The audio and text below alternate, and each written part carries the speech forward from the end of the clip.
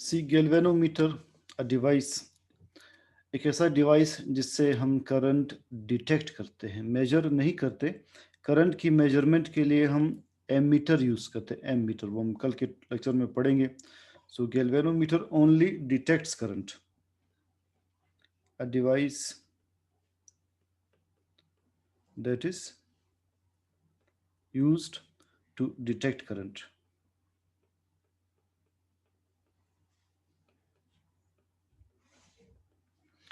इसकी कंस्ट्रक्शन किस तरह से है, वर्क कैसे करता है।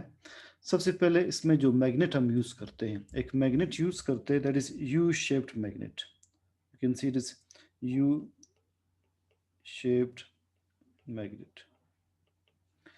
इसमें दो पोल्स लगे हैं, एक है नॉर्थ पोल, अगला है साउथ पोल।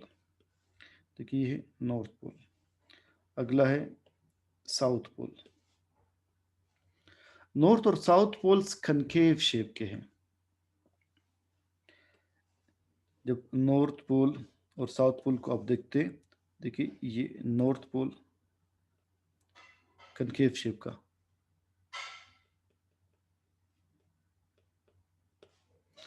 अगला है साउथ पोल कनकेव शेप का। सो ये है नॉर्थ, ये है साउथ। हम चाहते हैं कि जो मैग्नेटिक फील्ड प्रोड्यूस हो वो ना हॉरिजॉन्टल हो ना वर्टिकल हो, बल्कि रेडियल हो। रेडियल इसे कहते हैं जो हर डायरेक्शन में हो, इसे कहते हैं रेडियल। तो मैग्नेटिक फील्ड रेडियल लाने के लिए हम जो है पोल्स की शेप कनकेव रख रहे हैं। रेडियल क्यों लाना चाहते हैं, अभी ये पॉइंट आपको क्लियर होगा आगे इसकी कंस्ट्रक्शन में। सो एक रेडियल मैग्नेटिक फील्ड प्रोड्यूस हो रहा है। Radial means which is in all directions. आप पढ़ेंगे रेडियल सिमेट्री बायोफेसियर में। तो ऐसी डायरेक्शन जो हर तरफ उसके लाइंस हो, इसे हम रेडियल कहते हैं। In order to produce radial magnetic field, poles are concave shaped. Book में शायद स्ट्रेट भी शो किए, अदरवाइज ये कनकेव होते हैं। इनके दरमियान हम एक कॉइल रखते हैं, क्योंकि कनकेव शेप्ड मैग्नेट पोल्स हैं, तो मैग्नेटिक फील्ड ये होगी किस डायरेक्शन में, हॉरिजॉन्टल है नो, वर्टिकल है नो, रेडियल है हर डायरेक्शन में। इस मैग्नेटिक फील्ड के अंदर, मैग्नेटिक फील्ड को हम बी से शो करते हैं, इसके अंदर हम रखते हैं एक रेक्टेंगुलर कॉइल। अब इसमें एक रेक्टेंगुलर कॉइल रखते हैं,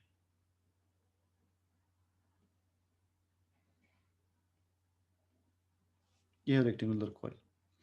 इस कॉइल को हमने सस्पेंड किया है एक फाइबर के जरिए, उसे हम सी से शो करते हैं। देखिए इसे हम सस्पेंड कर रहे हैं इस तरह से, it is suspended by means of a fibre. इस फाइबर को हम सी से शो कर रहे हैं, इसकी नेचर को सी से शो करते हैं। इसके साथ एक मिरर लगा है, इट इज मिरर एम। इसका फंक्शन भी आपको क्लियर हो जाएगा। और ये फाइबर अगेन, दोनों एंड्स पर हमने स्पायरल लगाए हैं।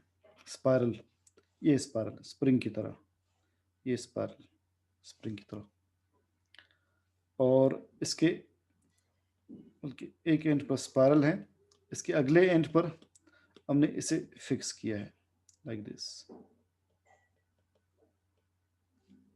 इसे पॉइंट ओ कंसिडर कर ले, जहाँ से पॉइंट ऑफ सस्पेंशन है, इसे पॉइंट ओ कंसिडर कर ले। सो स्पायरल को हम लेबल करते हैं ई से, और इस पॉइंट को ओ डैश से। अब आप इसकी कंस्ट्रक्शन दोबारा देख ले, फिलहाल आपने इसी डायग्राम ही को डिस्क्राइब करना है। एक यू शेप्ड मैग्नेट है जिसके पोल्स कनकेव है। कनकेव पोल्स इसलिए है कि मैग्नेटिक फील्ड हॉरिजॉन्टल ना हो, वर्टिकल ना हो, बल्कि रेडियल हो। अब इस रेडियल फील्ड के अंदर हमने एक रेक्टेंगुलर कॉइल रखा है, इट इज रेक्टेंगुलर कॉइल। इस कॉइल को सस्पेंड किया है एक फाइबर से जिसके साथ एक मिरर एम अटैच्ड है, और दो एंड्स है ओ एंड ओ डैश। एक स्पाइरल ई लगा है। स्पाइरल ई इसलिए लगा है ताकि इस वायर में थोड़ी सी गुंजाइश हो, ऊपर नीचे फ्लेक्सिबिलिटी मौजूद हो। ओ ओ डैश क्या शो कर रहे? ओ ओ डैश को हम कहते हैं current leads. O O dash R current leads. Current leads किसे कहते हैं? हर डिवाइस से दो तारें निकलती हैं, वो दो तारे एक साथ जाकर हम उसका एक सॉकेट बनाते हैं, फिर स्विच में डालते हैं, ठीक है। तो हर डिवाइस से जो दो तारे निकलती है वो इस पॉइंट से जहाँ से वो निकलती है उसी को हम करंट लीड्स कहते हैं। आप देख ले, किसी भी डिवाइस से दो तारे निकली जिसे हमने फ्यूज़ किया एक साथ, एक ठंडी तार एक गर्म तार, उसे हम एक साथ वाइंड करते हैं, हमें एक तार दिखाई देती है मगर हमेशा तारे दो होती है। अब हम इसका वर्किंग इसकी डिस्कस करते हैं। जब हम इसमें से करंट पास करेंगे, जब इसमें करंट पास होगी, इस गैल्वेनोमीटर को आपने एक सर्किट में कनेक्ट किया, आप करंट डिटेक्ट करना चाहते हैं। जैसे ही इसके कॉइल में करंट पास होगी, ये कॉइल रोटेट करेगा। जब ये कॉइल रोटेट करेगा, इसमें टॉर्क प्रोड्यूस होगा। So when current is passed through coil, it rotates. When current is passed through coil, it rotates and magnetic and current torque is produced in it, and torque is produced in it, क्योंकि rotating body में हमेशा torque produce होगा। ये torque होगा B I A N cos alpha के बराबर। इसे कहते हैं डिफ्लेक्टिंग टॉर्क। इसे आप इक्वेशन 1 कंसिडर कर लें। जब कॉइल में से करंट पास होगा, कॉइल रोटेट करेगा, इसमें टॉर्क प्रोड्यूस होगा। तो कॉइल रोटेट करेगा लाइक दिस, इसमें टॉर्क प्रोड्यूस होगा, साथ ही ये फाइबर भी रोटेट करेगा। ये फाइबर रोटेट करेगा। जब फाइबर रोटेट करेगा तो फाइबर टॉर्क को मज़ीद आगे जाने नहीं देगा, कॉइल को मज़ीद रोटेट होने नहीं देगा। इस फाइबर की इस ट्विस्ट की वजह से मज़ीद कॉइल रोटेट नहीं कर सकेगा। पर क्या कंडीशन होगी, अब इसके बाद हम डिस्कस करते हैं। पहले आप ये इक्वेशन देख ले, B I A N cos alpha, ये क्या है? B shows strength of field, B magnetic induction या strength of field.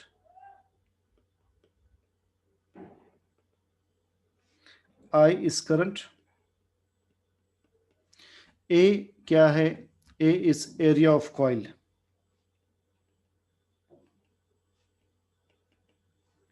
what is n? n is number of turns, number of turns। Coil कैसे बनाते? वायर वाइंड करते। आप किसी भी मोटर का कॉइल देख लें, आपको दिखाई देगा कि वो वायर वाइंड किया है। जब भी पानी का मोटर ख़राब होता है, उसे ओपन करते हैं, कॉइल आपको दिखाई देगा, वायर्स वाइंड किए होते हैं। तो नंबर ऑफ टर्न्स को n शो कर रहा है। What is cos alpha? Cos alpha क्या है? It is angle between plane of coil and magnetic field. It is angle between plane of coil and magnetic field।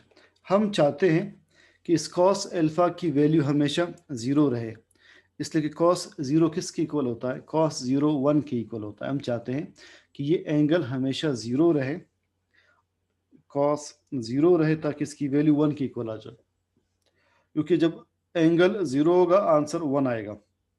अब इसकी value zero रखने के लिए हमने ये सारी अमेंडमेंट इस तरह से की है कि हमने एक रेडियल मैग्नेटिक फील्ड प्रोड्यूस किया है। रेडियल मैग्नेटिक फील्ड की वजह से एंगल कैसे ज़ीरो होगा?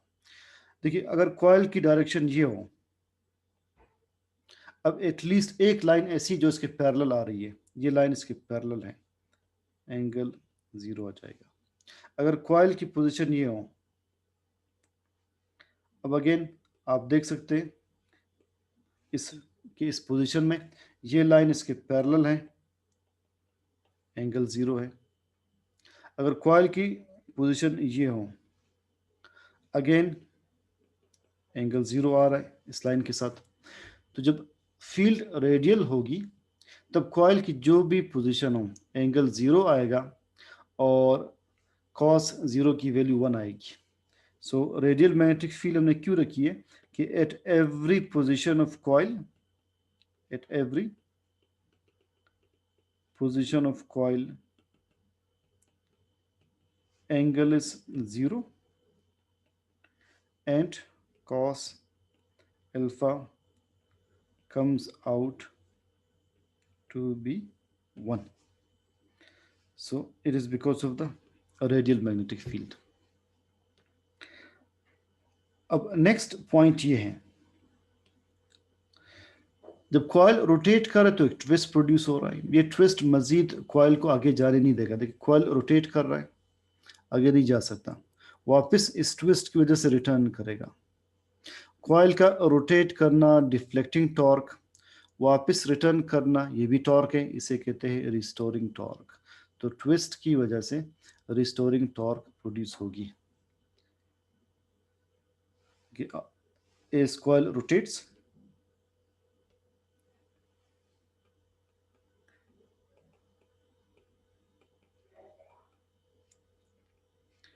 a twist theta is produced in the fiber,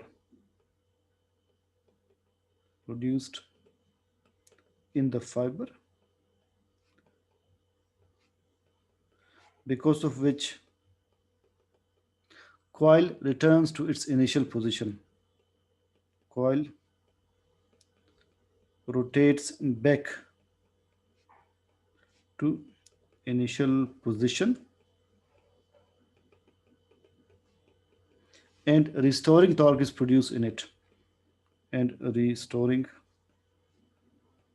torque is produced in it. ये रिस्टोरिंग टॉर्क किसके इक्वल है? Restoring torque is equal to C theta. What is C and what is theta? C is known as torsion constant.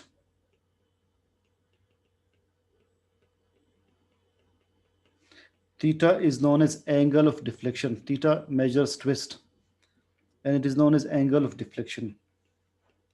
Angle of deflection shows twist. Torsion constant C, ये depend करता है nature of fibre पर। C depends upon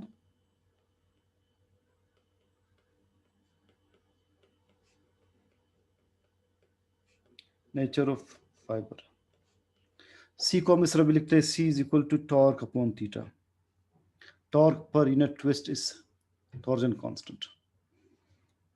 Torque per unit twist is torsion constant. अब आपके सामने दो equations हैं, एक है deflecting torque, deflecting torque it is equal to BIAN cos alpha की वैल्यू 1 के इक्वल। अगला है restoring torque equal to C theta. इन दो इक्वेशंस को कंपेयर कर लें। कंपेयरिंग दीज टू इक्वेशंस, आप C थीटा को BIAN के सामने लिखेंगे, दोनों में देखिए टॉर्क कॉमन है तो इसको कैंसिल करके इन दोनों को कंपेयर कर ले। कंपेयरिंग बोथ इक्वेशंस, ये किसके इक्वल आ जाएगा? BIAN is equal to C theta आपके पास आ जाएगा। I किसके इक्वल आएगा?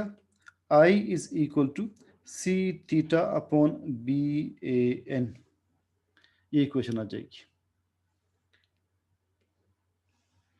I is equal to C theta upon BAN।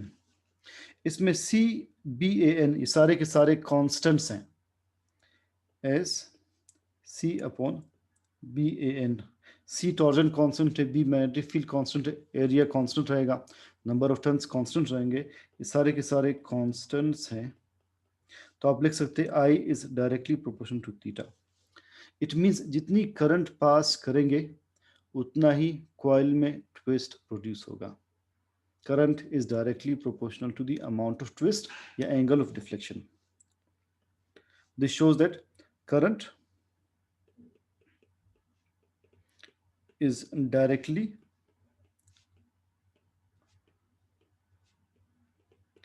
proportional to twist। अब हमने एक कंसेप्ट पढ़ना है, सेंसिटिविटी ऑफ गैल्वेनोमीटर।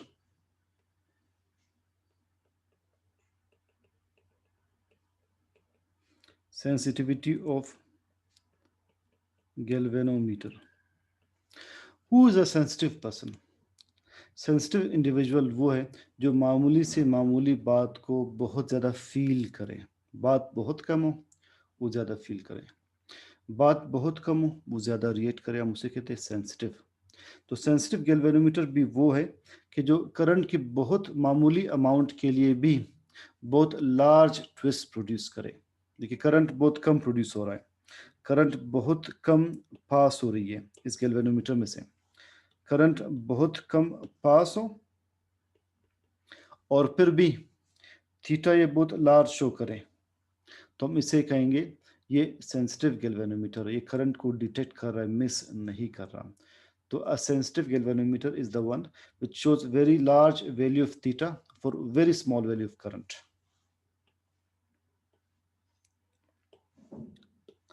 So क्या define करेंगे? A sensitive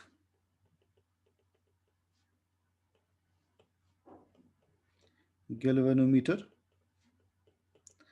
is the one that shows very large value of theta for very small value of current। ये होगा sensitive galvanometer जो करंट हमेशा डिटेक्ट करे। करंट बेशक 0.0001 एम्पियर हो, फिर भी ये ट्विस्ट प्रोड्यूस करे, करंट डिटेक्ट करे। How to make galvanometer sensitive, ये अब डिबेट है। हाउ, इसमें से क्वेश्चंस आते रहे हैं एंट्री टेस्ट में। How to make galvanometer sensitive. अभी आपने इक्वेशन पढ़ी थी कि S I is equal to C theta upon B A N, यही इक्वेशन है। देखिए this one, I is equal to C theta upon B A N, यही इक्वेशन आपने पढ़ी है।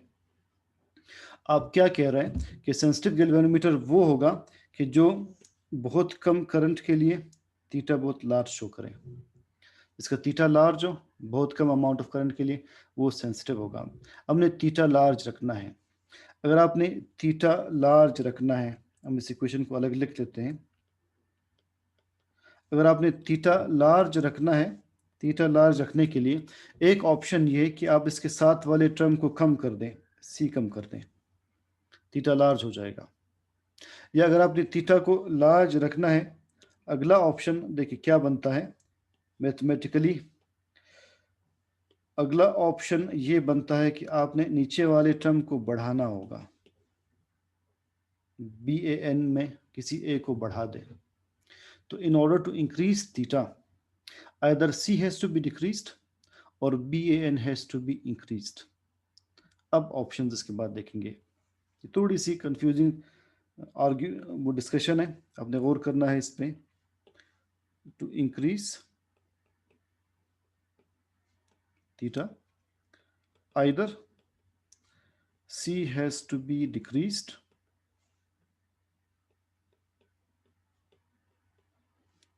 or BAN has to be increased। ये दो options हैं, या आप C कम कर लें या BN बढ़ा दें। देखिए वो किस लिए, वो इसलिए कि अगर आपने, मैं इस इक्वेशन को दोबारा लिख लेता हूँ,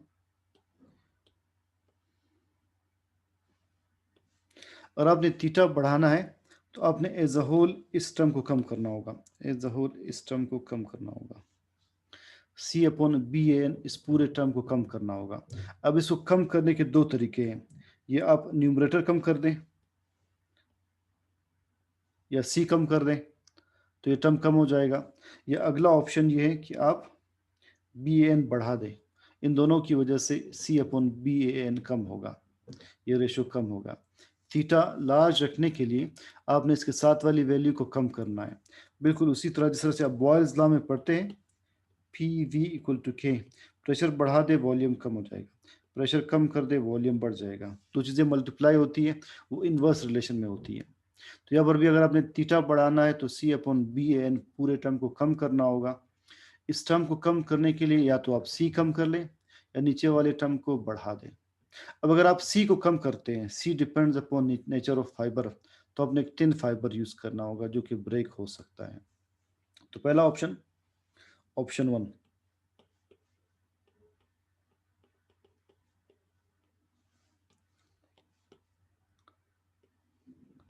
To decrease C, we have to use a very thin fiber that may break down.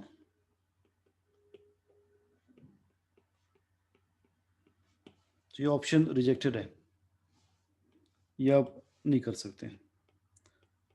Option 2, दूसरा ऑप्शन ये था कि आप बी ए एन में किसी ए को बढ़ा दें। अगर आप बी को बढ़ा देते हैं, ए को बढ़ा देते हैं, एन को बढ़ाएंगे, किसी ए को बढ़ा दें, अगेन ये ऑप्शन गैल्वेनोमीटर को सेंसिटिव बनाएगा। अगर आप एन को बढ़ाते हैं, एन बढ़ाने का मतलब है आप नंबर ऑफ टर्न्स बढ़ा दें, तो गैल्वेनोमीटर हेवी हो जाएगा।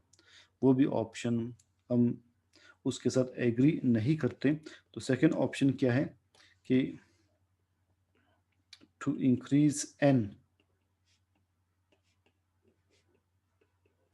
we have to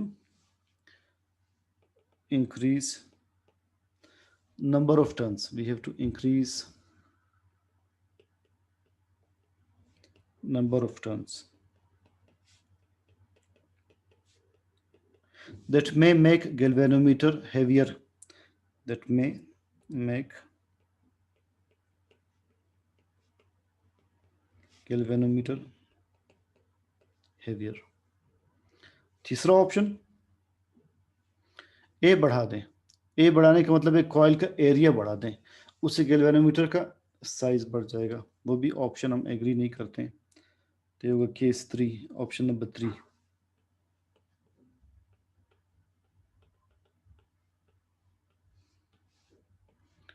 to increase A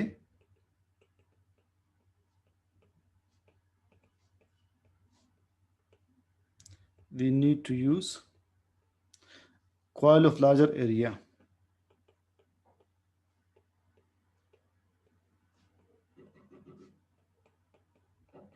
that may increase size of galvanometer, that may increase size of galvanometer। एक ऑप्शन रहता है, वो ऑप्शन ये कि आप बी बढ़ा दें।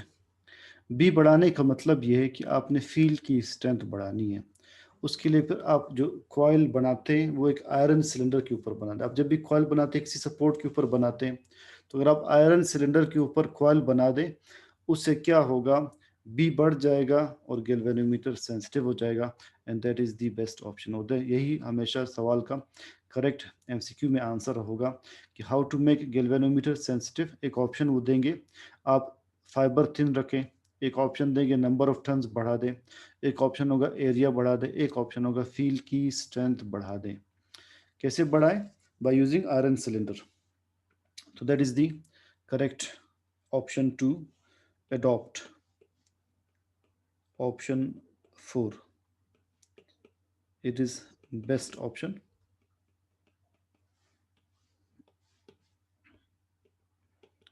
to increase B,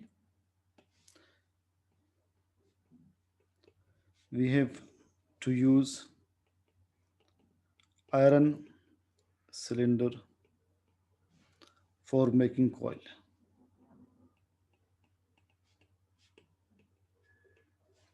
अब एक आयरन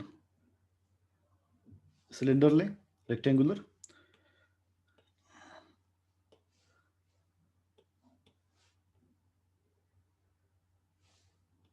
ये होगा आयरन। अब इसके ऊपर वायर वाइंड कर दें,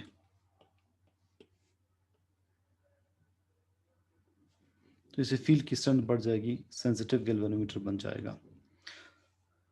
सो गैल्वेनोमीटर सेंसिटिव वो होगा जिसका थीटा लार्ज हो even for very small value of current. Theta बढ़ाने के लिए आपने C/BAN इस टर्म को कम करना होगा।